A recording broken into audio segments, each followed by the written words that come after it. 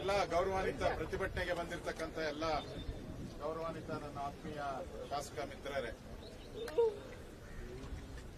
ನಾವು ಹಲವಾರು ಪ್ರತಿಭಟನೆಗಳನ್ನ ಮಾಡಿದ್ದೀರಿ. ಇದೇ ಸ್ಥಳದಲ್ಲೇ ನಾವು ಮಾಡಿದ್ದೀವಿ. ಕರಪ್ಷನ್ಗೋಸ್ಕರ, ಅನ್ಯಾಯ ಆದಾಗ ಕರಪ್ಷನ್ ಮಾಡಿದವರ ವಿರುದ್ಧವಾಗಿ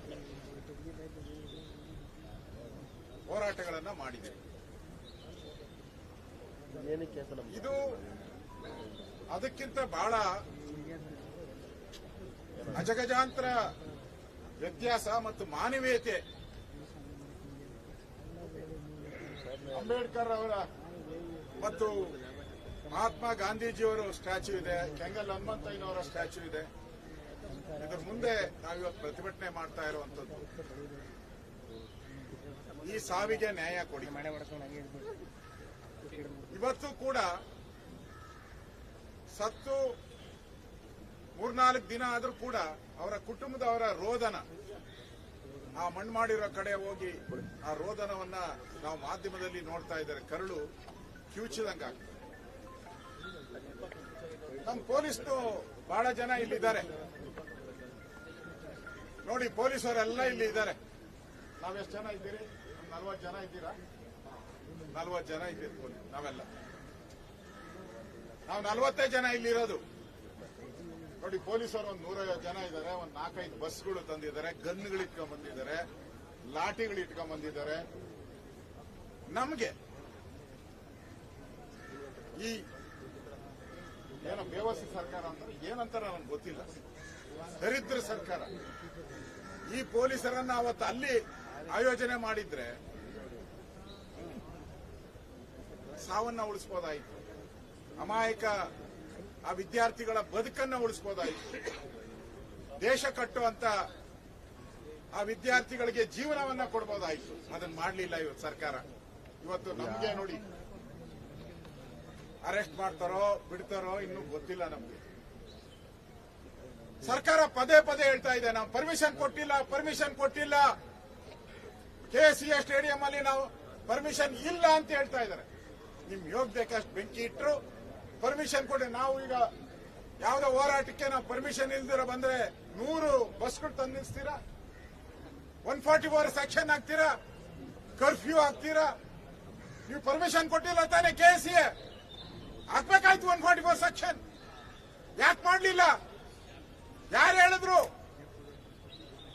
ಸ್ವತಃ ನಿಮ್ಮ ಉಪಮುಖ್ಯಮಂತ್ರಿ ಹೋಗಿ ಅಲ್ಲಿ RCB ಬಾವುಟ ಇಟ್ಕೊಂಡು ಏನ್ ತಿರುಗಿಸಿದ್ದೆ. ಅದು ಹೇಳಿದ್ರು ಈಗಾಗಲೇ ಎಲ್ಲ. ಮಲ್ಯ ಆ ರಾಯಲ್ ಚಾಲೆಂಜ್ ವಿಸ್ಕಿ ಬಾಟಲ್ಗೆ ಪ್ರಮೋಷನ್ಗೆ ಮಾಡಿದಂತ ಒಂದು ಟೀಮ್ ಇದು. ಈಗ ಹೊಸದಾಗಿ ಉಟ್ಕೊಂಡಿದ್ದಾರೆ ಇವರು ಅಂಬಾಸಿಡರ್ ಆಗಿ.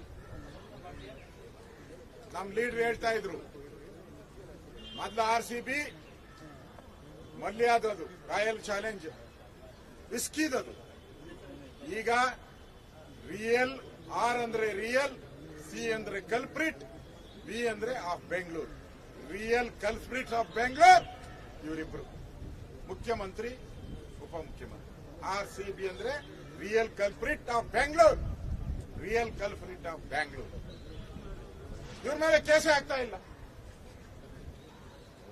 ಇನ್ನ ಈಗ ತೂಗತಿ ಯಾರ ಮೇಲೆ ಬರ್ತೈತೆ? ಕಮಿಷನರ್ ಆಯ್ತು, DCP ಆಯ್ತು, ಇನ್ನು ವಿಧಾನಸೌಧ ಕಡೆ ತಿರ್ಕತೈತೆ ನೋಡಿ. ನಾವು ಬೇಕಾದ್ರೆ ಯಾವ ಪೊಲೀಸು ನಮ್ಮ ರಕ್ಷಣೆ, ನನ್ನ ಯಾರೋ ಹೇಳ್ತಾ ಇದ್ದ, ಸರ್ ಇವ್ರು ವಿಧಾನಸೌಧಕ್ಕೆ ಬರ್ಬೇಕಾದ್ರೆ ರಕ್ಷಣೆ ಕೊಡಬೇಕು, ಮನೆಗೆ ಹೋಗ್ಬೇಕಾದ್ರೆ ರಕ್ಷಣೆ ಕೊಡಬೇಕು, ಕಾರ್ಯಕ್ರಮಕ್ಕೆ ರಕ್ಷಣೆ ಕೊಡಬೇಕು. ನಮ್ ರಕ್ಷಣೆಗೆ ಯಾರು ಸಾರ್ ಅಂತ ಕೇಳ್ತಾ ಇದ್ರು.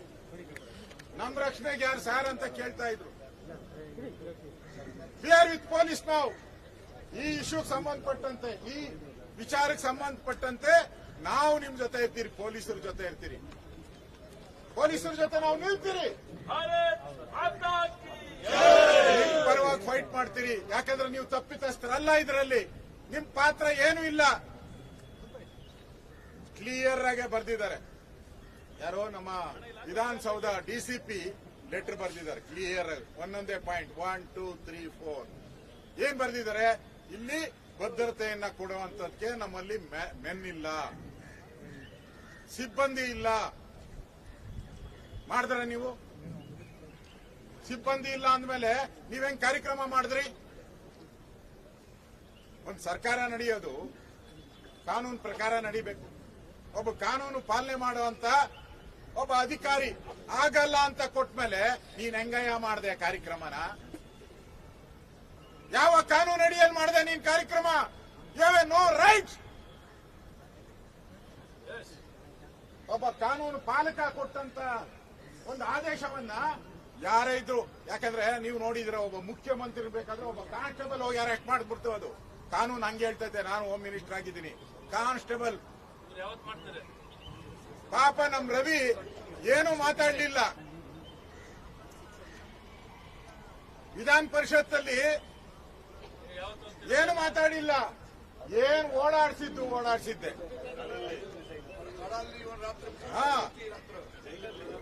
ಬೆಳಗ್ಗೆ ರಾತ್ರಿ ಹಾಕೊಂಡು ಕ್ವಾರಿ ಗೀರಿ ಎಲ್ಲ ಕಡೆ ಸುತ್ತಾಸ್ತಲ್ಲ.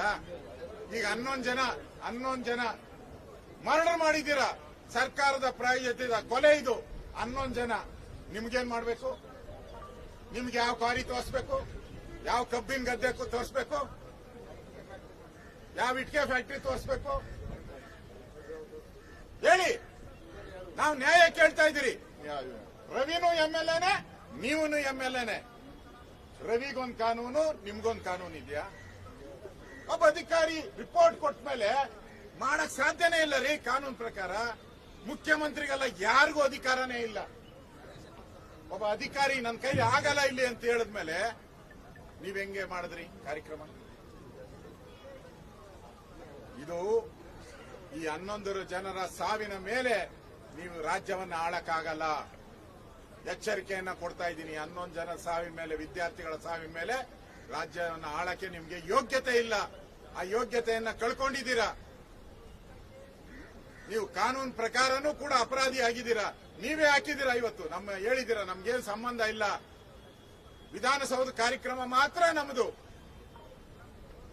KCA ಕಾರ್ಯಕ್ರಮ ನಮ್ದಲ್ಲ ಅಂತ ಮಾಧ್ಯಮದಲ್ಲಿ ಎಲ್ಲಾ ಕಡೆ ಬಂದಿದೆ. ಟ್ವೀಟ್ ಮಾಡಿದ್ದೀರಾ. ಎಲೆಕ್ಟ್ರಾನಿಕ್ ಮೀಡಿಯಾದಲ್ಲಿ ಉಪಮುಖ್ಯಮಂತ್ರಿ ಮಾಡಿದ್ದಾರೆ ನೋಡಿ. ಈ ಕಾರ್ಯಕ್ರಮ ವಿಧಾನಸೌಧ ಕಾರ್ಯಕ್ರಮ ಆದ್ಮೇಲೆ ಅವ್ರು ಹೇಳಿರೋದು ಭಾಷಣ. ಇಮಿಡಿಯೇಟ್ ಆಗಿ ಎಲ್ಲರೂ ಕೂಡ KSCಗೆ ಬನ್ನಿ ಅಂತ ಮುಖ್ಯಮಂತ್ರಿ ಹೇಳ್ತಾರೆ. ಇದು ನನ್ನ ಕಾರ್ಯಕ್ರಮ. ಯಾವುದು? ವಿಧಾನಸೌಧದಲ್ಲಿರೋದು ನನ್ನ ಕಾರ್ಯಕ್ರಮ. ಆ ಕಾರ್ಯಕ್ರಮ ಯಾವೊಂದು ಅಂತ ಹೇಳ್ತಾರೆ. ಯಾವೊಂದು ಅಂದ್ರೆ ಯಾರ್ದು? ಡೆಪ್ಟಿ CM,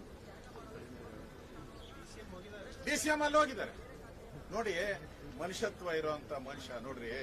ಇಲ್ಲಿ ಸಾವಾಗಿರೋದು 3:15ಕ್ಕೆ ಫಸ್ಟ್ ಸಾವು. 3:15. ಇವ್ರು ಕಾರ್ಯಕ್ರಮ ಮಾಡಿರೋದು 4:30-5 ಗಂಟೆ.